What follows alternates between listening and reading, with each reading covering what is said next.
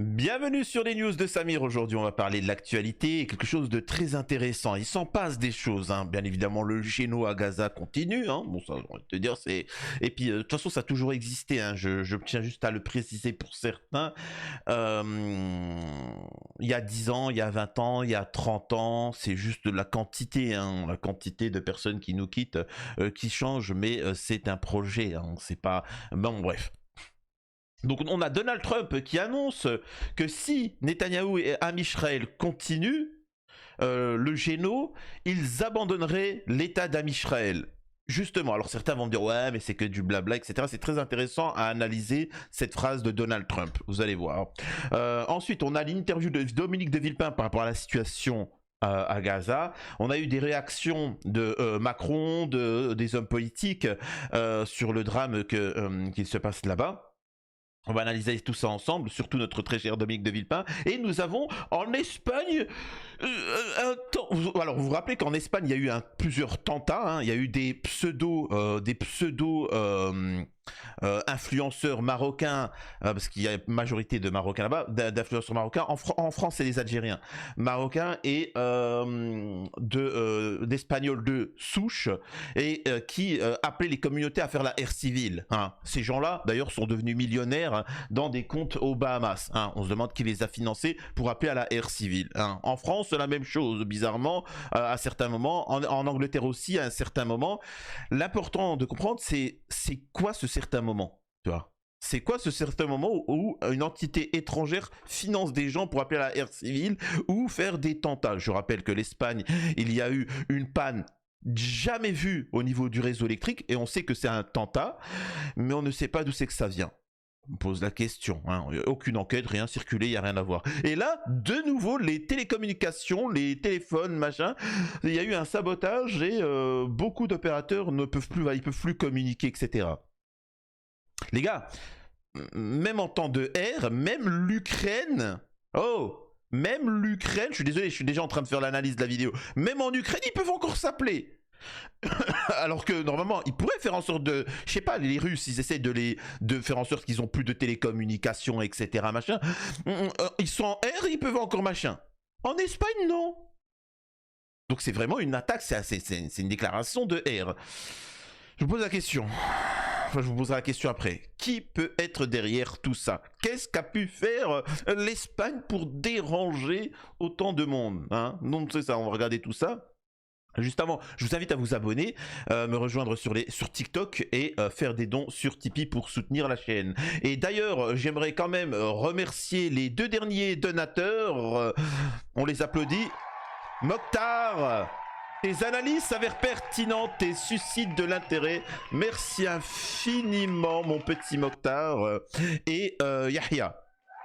On l'applaudit aussi. Alors, Yahya qui dit salam alaikum de la part d'un frère, on va se communautariser, Inch'Allah, mais bien plus que chacun de son côté avec ses origines.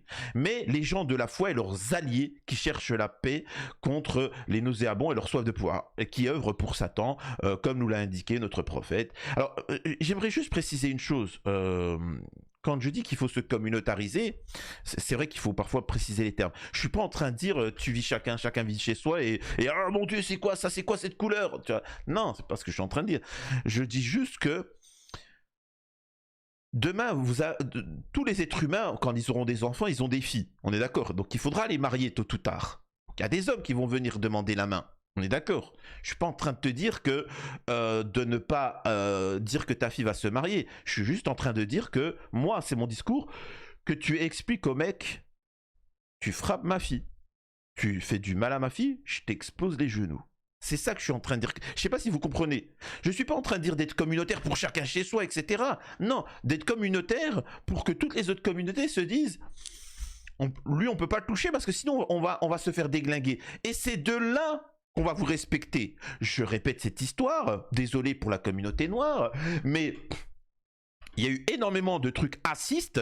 Il y a une période à l'époque de TPMP, mais il y a à peu près 3 ans, et il y avait de plus en plus d'actes contre les Renois. Ensuite, tu as quelques Renois en Marseille. Ils ont chopé les quelques mecs qui avaient fait ça, parce que c'était devenu la mode de se filmer. Ils se filment.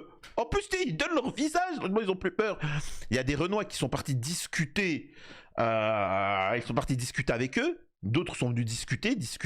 Ils ont tellement discuté que les autres, ils étaient, tu sais, ça les a épuisés, tu vois. Ils sont même partis à l'hôpital tellement ils étaient épuisés de discuter. Et après, bizarrement, ils se sont calmés, tu vois. C'est-à-dire qu'il n'y a plus de trucs sur les Renois ou très limités. Donc, ils ont fait preuve de communautarisme. Donc moi c'est ça que je dis, c'est juste pour le respect. Je suis pas en train de te dire tu fais ce que tu veux, tu te maries avec qui tu veux, tu te mets en couple avec qui tu veux, ça je m'en fous. J'ai dit communautarisme, j'ai pas dit sectarisme. Et donc oui, justement, ça va apporter une certaine paix, hein. Et des échanges et aussi une solidarité justement, parce que si on est tous comme, en fait, ce qu'il faut comprendre un truc, c'est qu'en France, certains qui vous disent non, faut pas être communautaire, il faut pas faire de on est tous républicains, on est tous des Français. C'est ceux qui le sont le plus communautaires. Et ils ont peur que vous le soyez. Donc moi, pour les gens qui ne respectent pas ça, eh ben soyons communautaires et vous verrez, ils n'auront plus d'impact. Dont une certaine communauté qui sont très peu nombreux et pourtant, ils sont capables de légitimer un géno sans limite.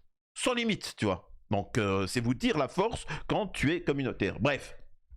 Donc merci de ton commentaire. Maintenant on va pouvoir démarrer. Alors Donald J. Trump, ce qui est assez fou. Alors hop, je vais vous recadrer ça. Donc Donald Trump qui explique, et ça c'est du jamais vu, que potentiellement il pourrait arrêter de soutenir l'État d'Israël. Donc j'ai envie de dire, vous allez me dire oui mais c'est que du blabla. Il le mentionne. Ce qui est incroyable.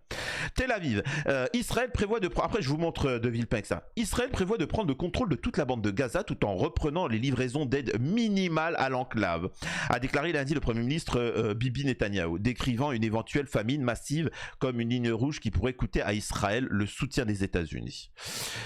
Dans une vidéo publiée sur les réseaux sociaux, Netanyahou a déclaré que même si Israël déployait une force massive pour prendre le contrôle de toute la bande de Gaza, nous ne pouvons pas atteindre un point de famine pour des raisons pratiques et diplomatiques. Il a déclaré que les amis les plus proches d'Israël dans le monde, y compris des politiciens américains, lui ont dit qu'ils apporteraient un soutien indéfectible, mais qu'ils ne pouvaient pas supporter des images de masse. Donc voilà. Donc en résumé, je le répète, quand Netanyahou, c'est très important, quand Netanyahou vous dit un truc, il ment, hein. Donc comprenez-le, il est en difficulté, il ne faut pas écouter ce qu'il dit. Là il est truc, oui, mais il y a un soutien indéfectible. Non, justement, pourquoi il est encore plus dans la radicalité qu'auparavant?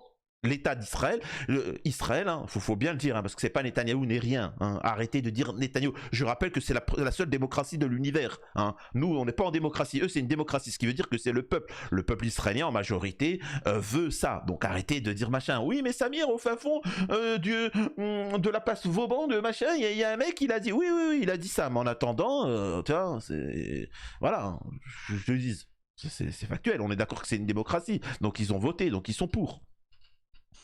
D'autres alliés occidentaux, dont la Grande-Bretagne, le Canada et la France, ont condamné la décision d'Israël d'étendre ses opérations militaires à Gaza et ont menacé de prendre des mesures concrètes. Ils menacent, hein, c'est-à-dire qu'avec la Russie, ils n'ont pas discuté. Hein, ça a été open bar. Hein. Ah, ça a été, on mourra avec l'Ukraine. Hein. Ça a été clair. Hein.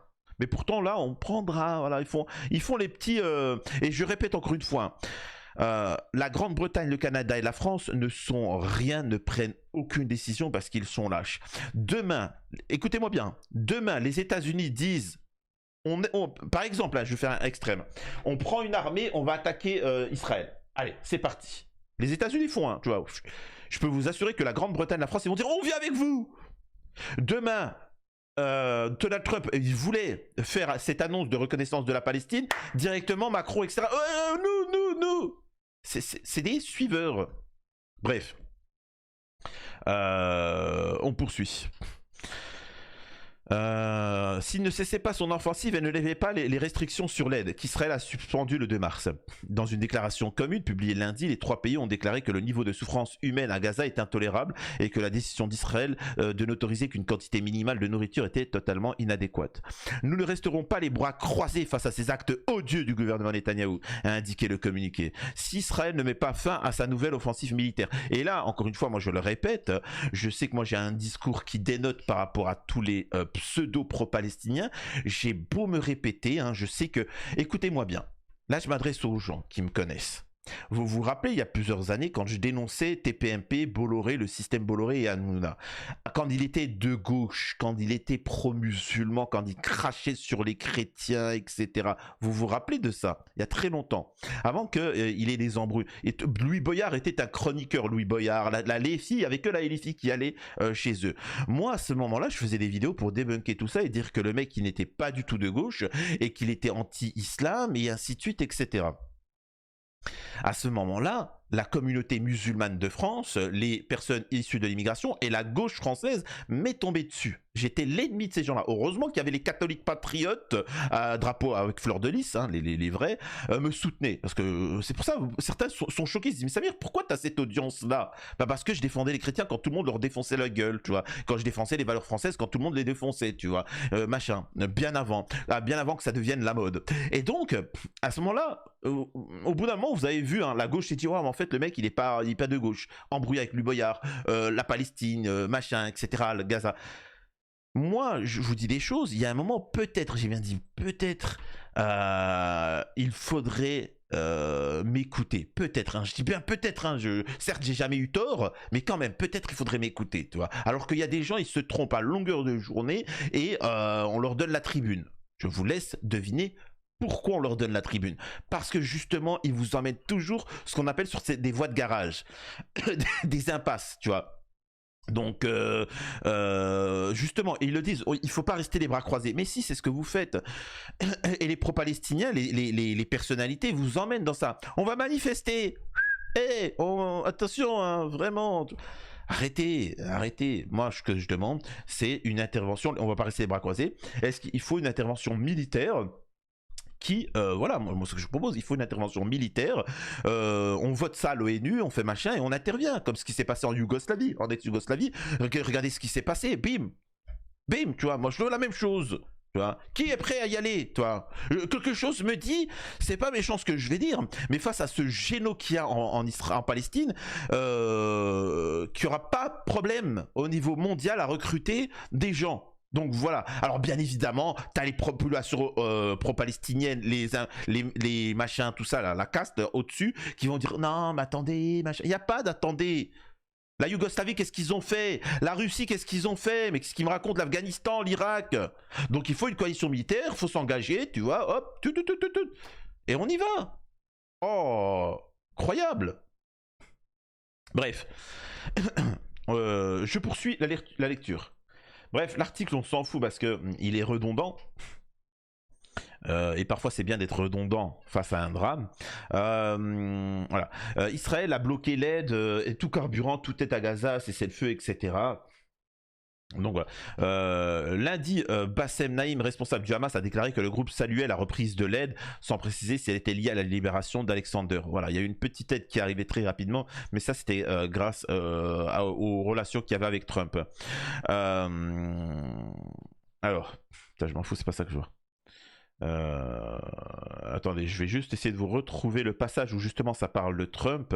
En Israël, le revirement brutal de Netanyahou fait suite à des nouvelles pressions publiques et en coulisses de l'administration de Trump lors d'une tournée dans les pays du Golfe, puisque la semaine dernière, Trump a déclaré que beaucoup de gens meurent de faim à Gaza. Israël a été exclu de son itinéraire au cours duquel Trump s'est rendu en Arabie Saoudite, au Qatar et aux Émirats Arabes Unis. Et en plus, il était là pour le business, donc il en a rien à faire. Israël lui pompe du fric. Lui, il était là pour récupérer du fric. Les gens de Trump font savoir à Israël, nous vous abandonnerons si vous ne mettez pas fin à cette guerre. Je sais que c'est horrible ce qui se passe à Gaza, je sais hein, que c'est horrible, que vous êtes comme moi, vous aimeriez une intervention militaire directe et que vous trouvez un peu ça mou du genou de la part des États-Unis. Il faut bien comprendre que là, en fait, c'est Trump a préparé le terrain en révélant l'affaire Epstein, Didi, etc. Tout ça, machin, petit à petit, en vous montrant que c'est ça, en montrant c'est-à-dire qu'il est pas... C'est-à-dire que Donald Trump, il sait qu'il y a un lobby et que s'il dit quelque chose de travers, on lui tombera dessus.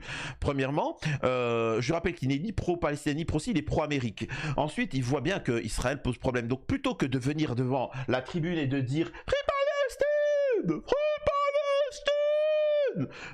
Non, moi personnellement, je ne veux pas qu'on dise Free Palestine. Moi, j'aimerais me lancer, si je me lance en politique, je ne dirais pas Free Palestine. Non, je dirais juste une chose.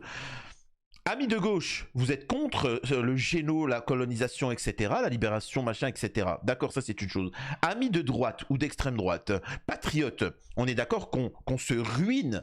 On se ruine économiquement à cause de l'État d'Israël. Eh ben, maintenant, je pense qu'il faut être solidaire avec les intérêts français et donc on n'en a rien à battre d'Israël. On fera du business avec les pays arabes à qui nous rapporterons énormément. Regardez ce que Trump a fait.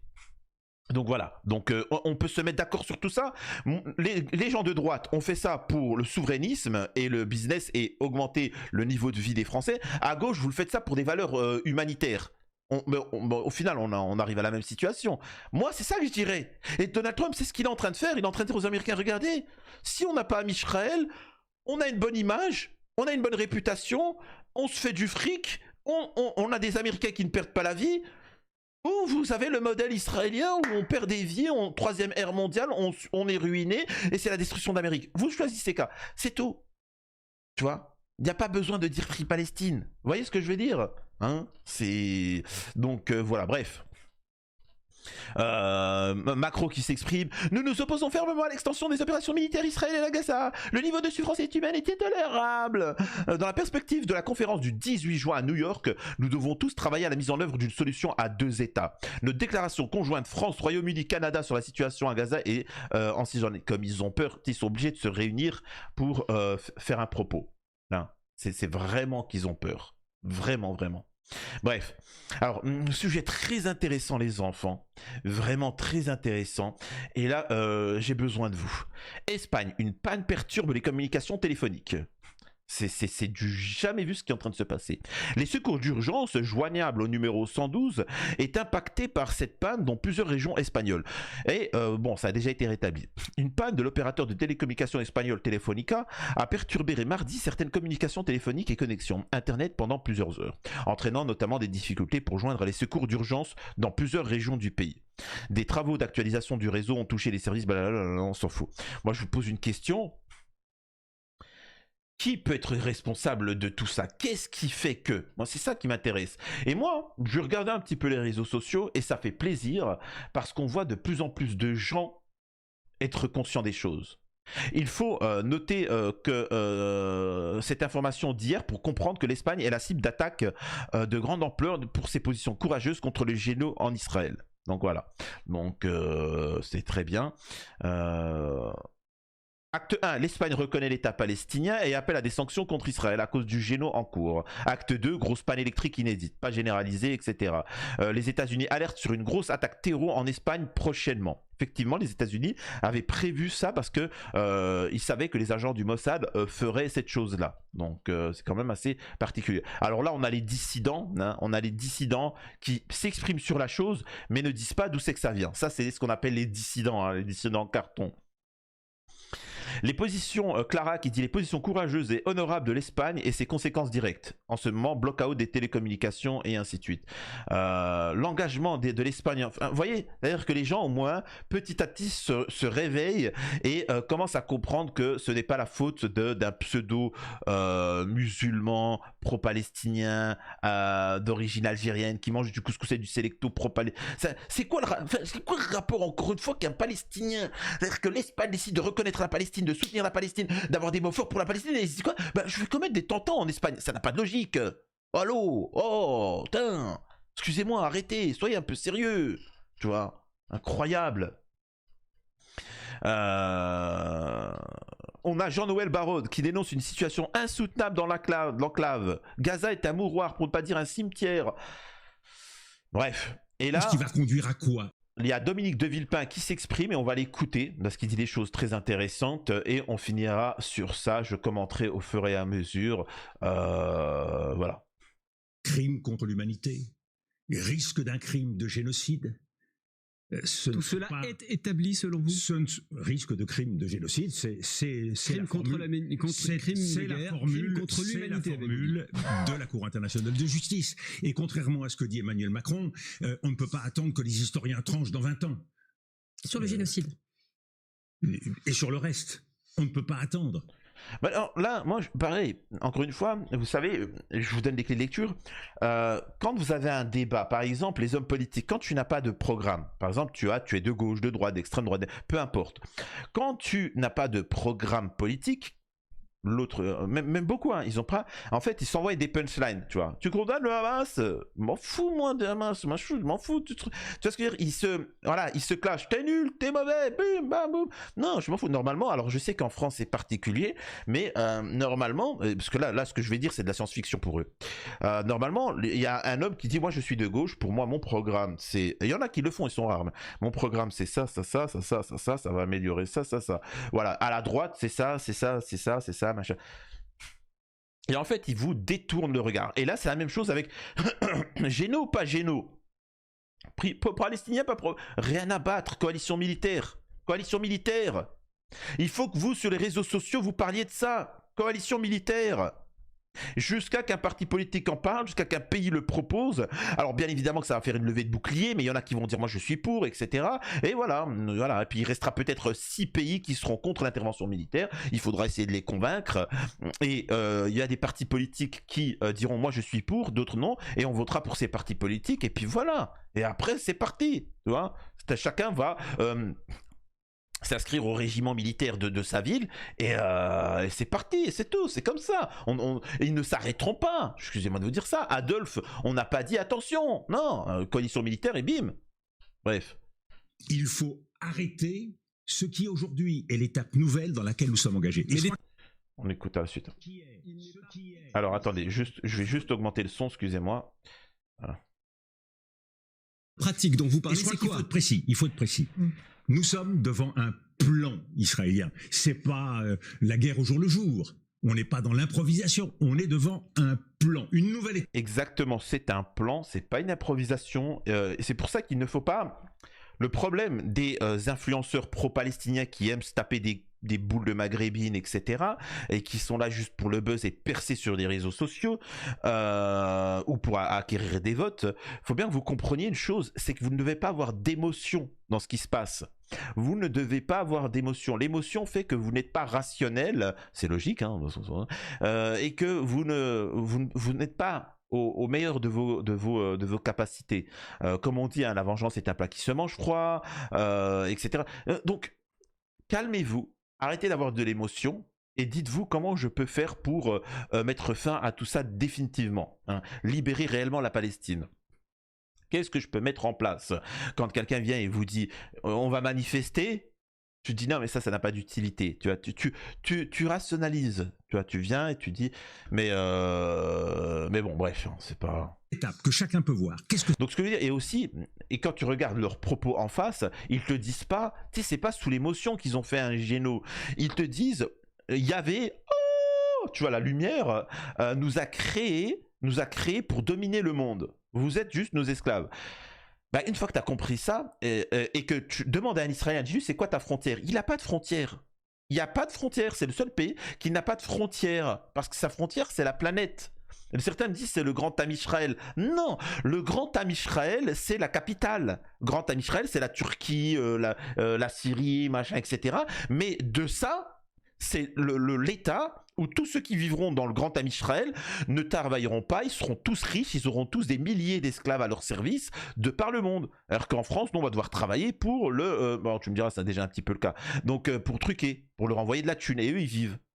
C'est ça, c'est un modèle où la planète va travailler pour ce pays-là.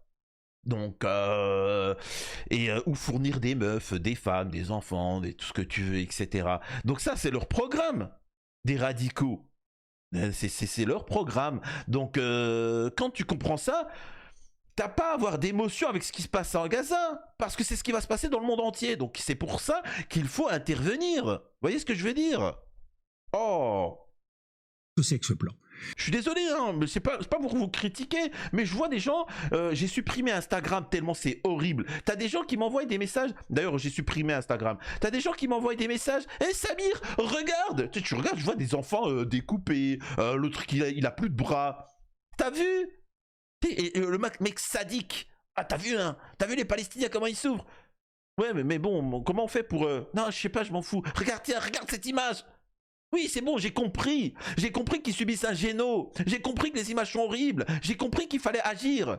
Pourquoi tu continues à m'envoyer des photos? Non, mais attends, celle-là, tu l'as pas vue. Regarde, c'est un enfant de 2 ans. Oui, oui, oui, vous êtes sadique. Ça vous fait, tu sais, ça vous fait waouh. Tu sais, c'est comme quand t'aimes bien regarder un film d'horreur, tu vois. Oh, ça m'a fait peur, tu vois. Ou un film d'amour, tu vois, t'es là. Oh, ou un film qui te fait pleurer. Et après, tu passes à autre chose. Et ben, les pro-palestiniens, malheureusement, en France, c'est la même chose. Tu vois, ils se regardent et disent, oh, c'est horrible. Oh là, celle-là. Pardon. Voilà. Attends, je vais l'envoyer à Samir. Ah, t'as vu? C'est bon, arrêtez. Arrêtez de prendre un malin plaisir, les pro-palestiniens, à regarder des photos comme ça. Maintenant, mobilisez-vous. Et il n'y a pas de sanctions, machin. Il faut que l'aide humanitaire rentre. Il n'y a pas d'aide humanitaire, elle doit rentrer. Là, c'est une coalition militaire qui doit rentrer. Qu'est-ce qu'ils me racontent, eux? La réoccupation de Gaza, les 2/3 du territoire occupé aujourd'hui. Là, il faut savoir que les gens de gauche, les pro-palestiniens, ils vont me critiquer. Hein. Montrez-moi un influenceur pro-palestinien, un mec de l'LFI qui dit ça. Personne. Personne. Alors, t'es horrible, Samir, t'es horrible. T'inquiète pas, va. Par l'armée israélienne, et sur le reste, sur des portions exiguës du territoire, concentrer toutes les populations palestiniennes.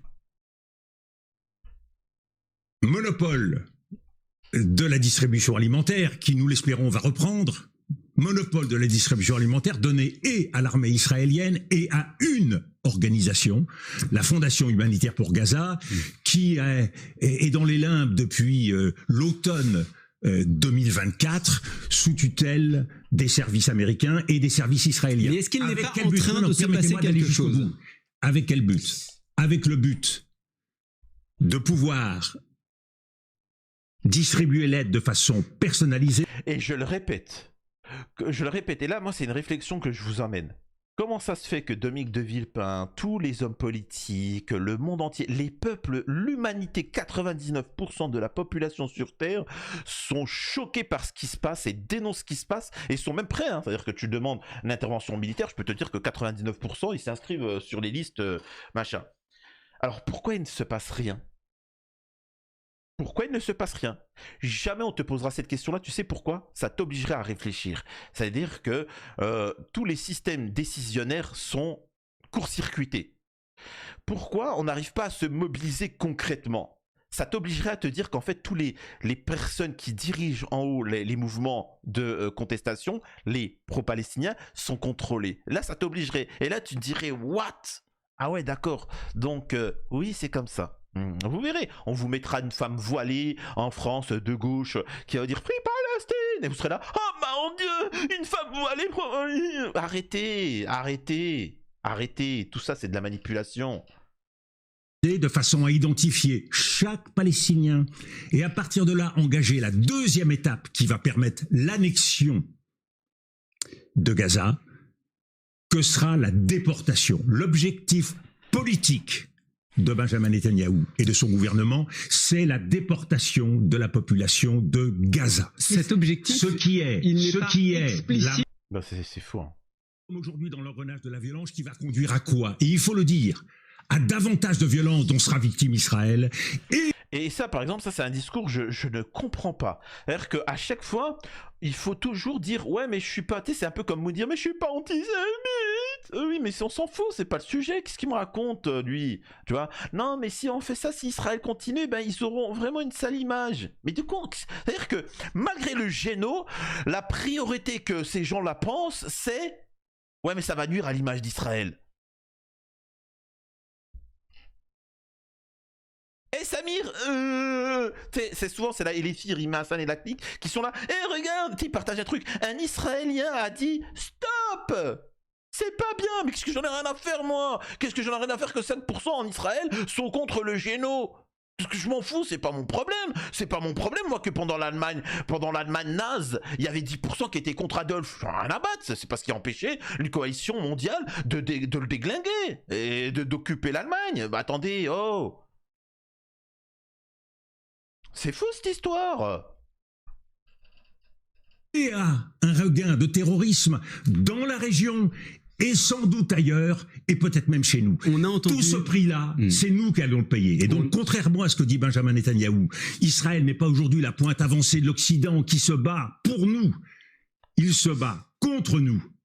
et... Exactement. Dominique de Villepin, là, il fait du Trump. Là, il t'explique bien que l'État d'Israël est contre nous. Alors bon, forcément, il est contre les pays du Moyen-Orient, contre les Palestiniens, mais il est contre les pays occidentaux. Et là, ce qu'il dit, c'est intéressant. C'est un ennemi de l'Occident.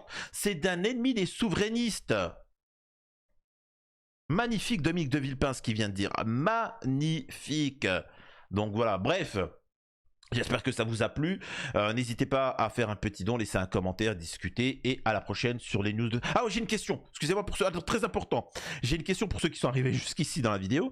Alors peut-être en août ou en septembre, dites-moi vous préférez quoi? Est-ce que vous préférez, vous savez, je diffuse 2 vidéos le matin et le soir tous les jours, 7 jours sur 7, hein, dimanche, samedi, etc.